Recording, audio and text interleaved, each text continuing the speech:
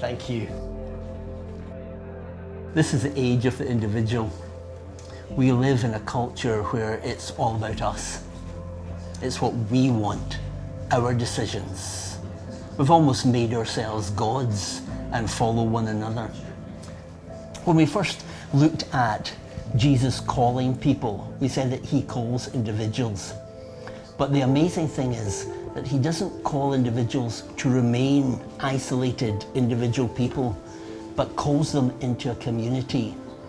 It's not a community of the perfect. It's not a community of people who understand everything and have it all together.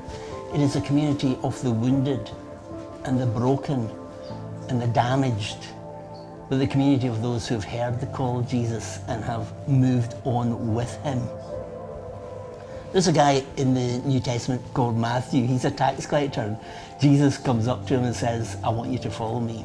And immediately he goes and follows and carries on the journey and suddenly finds himself in the midst of all these other disciples, fishermen and tax collectors, zealots and conservatives, somehow held together by the call of Jesus on their lives. Community is absolutely central to the heart of Jesus, whether it's the group of 70 that he sends out, whether it's Martha, Mary and Lazarus in a little family community, whether it's the disciples that were closest to him. Jesus is always bringing community together. I think there's one or two reasons for that. Firstly, the community of faith here journeying with Jesus are a reflection of Jesus' character. And Jesus, part of the Trinity God, is relational, Father, Son and Spirit. A community, and we are called to be community. Also, when you look at the stories about the end of the Bible, then you see a community of people of every tongue and tribe and nation of all generations drawn together as one people, lost in worship and adoration.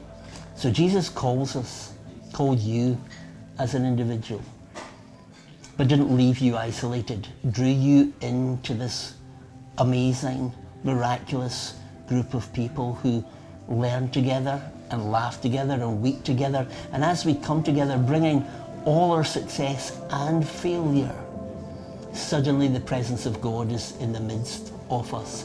Jesus said, wherever 2 or 3 are gathered together, he's there, right in the center of it.